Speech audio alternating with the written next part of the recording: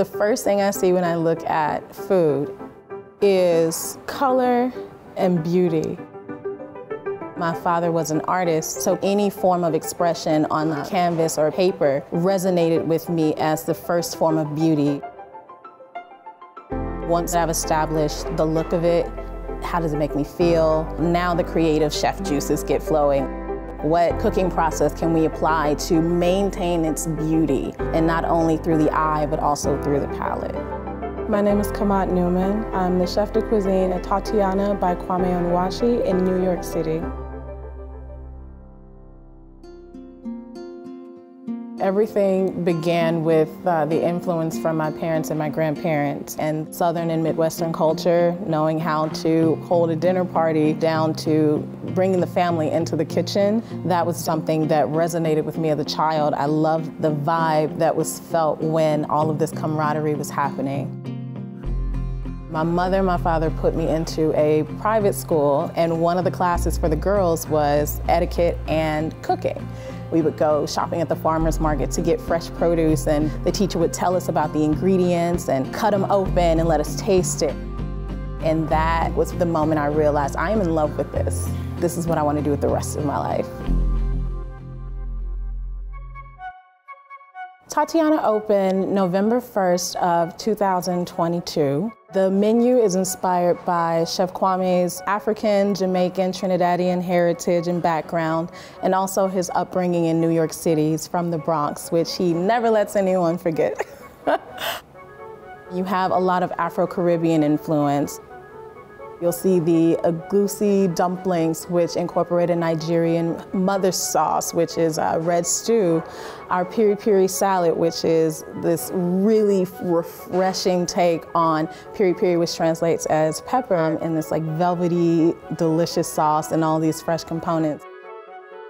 And then there's the pastrami suya. That's the one that blew my mind. No, I'm laughing because that dish was conceptualized at the very last minute.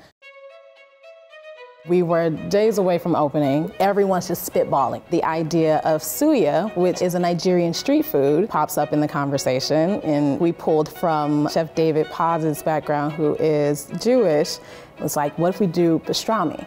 And it was like, suya pastrami. And I remember the look on Kwame's face. He was like, yo, that's it. And we dap up. It's like, okay, what are the components that we're gonna put with this? Let's think of a cabbage, mustard. You always want mustard with your pastrami. Gotta have a sauce. So we all went our separate ways and started working on the separate components that Chef tasked us with.